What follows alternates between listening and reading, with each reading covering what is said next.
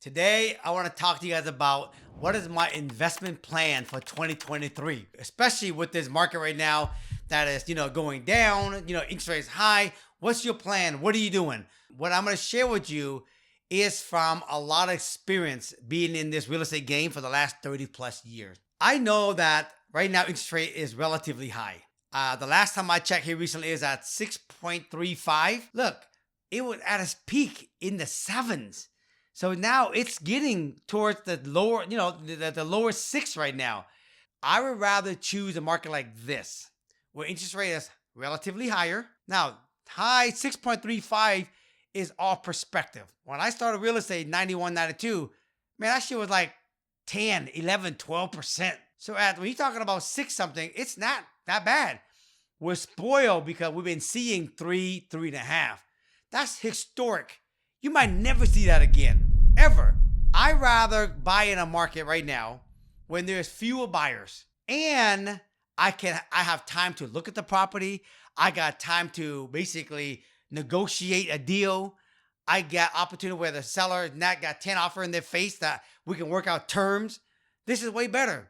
So I can get a better price now. And yes, I might pay, let's call it 6.35 when the bottom was, let's say 3.5. That extra, 2% higher in 2-year extra interest that I'm paying, it won't even add up to the kind of discount I'm getting on the house. Some of these houses, we're getting 100 grand, 150 grand off compared to the peak when it was in the frenzy. I got a massive discount and interest rate cheaper now. Man, I'm winning all day long. The biggest thing is I don't have a lot of competition, especially if I'm buying off market. In a crazy market, I'm going to pay this. In a market that's down, I'll pay this. I'm always buying where the market is at. This is why I said in the last video, the opportunity in real estate is in the buy, not in the sale. With that being said, you guys, here is what I'm buying. Here's what I'm doing in 2023. I have a list of all my real estate property from the best meaning the best location, good in cash flow, good style, apartment buildings, the good.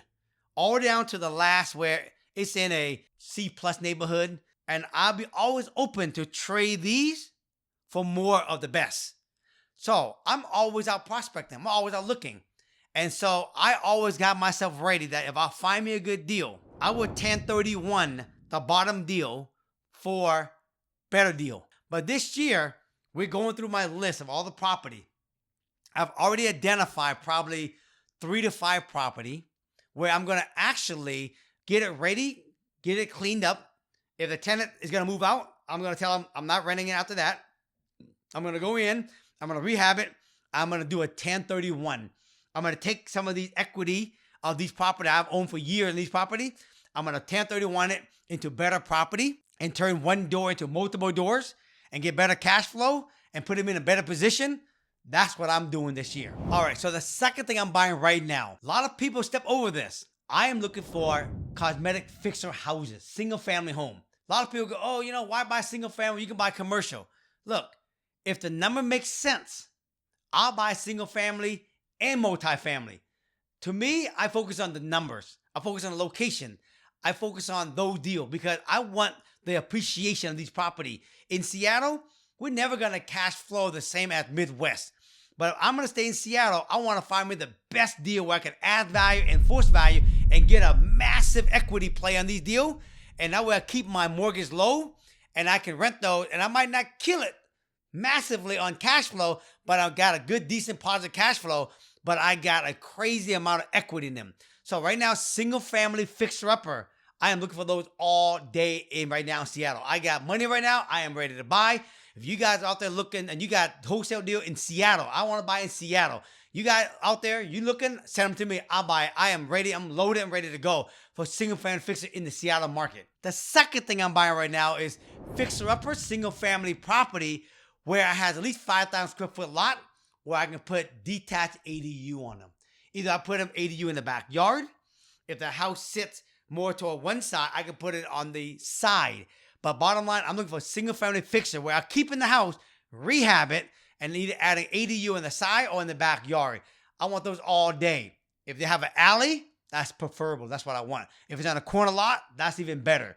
These property now, This is the hot thing right now in big city with a lot of density. Seattle's one of them. And what I notice again, every 7 to 10 years, the city is doing something around to create more housing. And I remember 10 years ago, they came out with zero lot line townhouses in Seattle.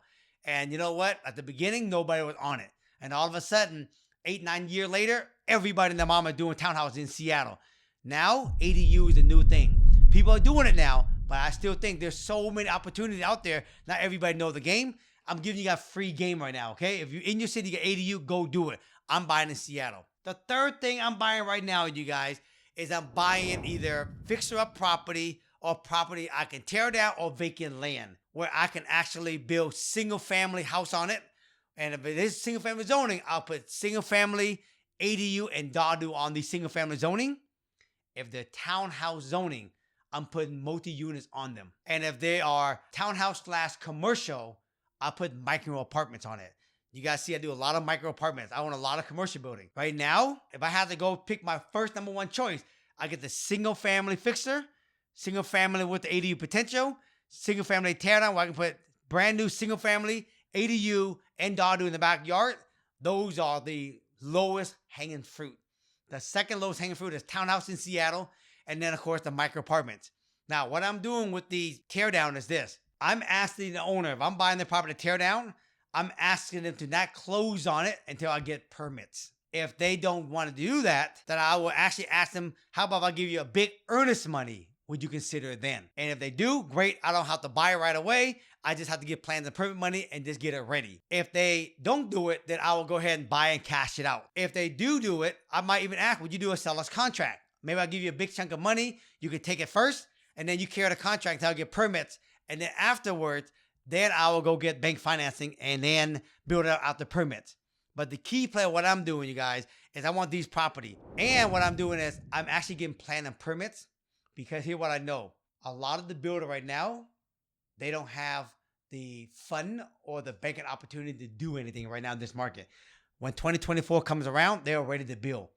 If these builders want to build in 2024, they're going to have to buy raw dirt, and it takes a year to get plans and permits. If I go buy these land and get plans and permits now, it takes a year. So by the time 2024 comes around, I'm going to have a whole bunch of property with plans and permits. I'm going to sell some, take the cash, put it in my pocket, and then I'm going to keep some, build it out, and then keep it for myself as rental property. But the key is the person with the inventory is going to win in 2024. So what I want to do, I want to find all these property, get plans and permits ready for 2024. And then from there, I got leverage because I have the inventory and it's all plan and permit. Anybody want to buy some, they're going to have to pay me for these plan and permit. Be clear on what you want to buy. Be clear on what you want to look for. When you are super clear, you see me, I'm super clear. I got exactly what I'm looking for. You got to be clear in your market. What's the hot thing right now that everybody want? And you know it's good for flip. It's good for new construction. It's good for rental property. And it's good for wholesaling. What is it in your area? Be clear on it. And then start targeting, though, and find these property. Now, if you got the money, cherry pick and buy the best. And the rest of them, you can either fix and flip it, fix and build it and sell it, or just wholesale it and just make the cash on it. I'm doing that too. But be clear on what it is, what you want, and then pull the trigger of 2023. Get your running shoes on, folks. This is the year to find deal before everybody come back. I'm telling you, run. Find the deal when there's less competition. All right, that's a wrap for this video. You guys enjoyed the video, give me a like. Comment below if you guys like what you heard today. Any question, please comment below. If you have any other type of video you want me to talk about, let me know. I'll be happy to make those also, okay? Don't forget to subscribe to the channel, baby, okay? Turn on the bell also. And lastly, okay? Remember, always dream big and serve unconditionally. Peace.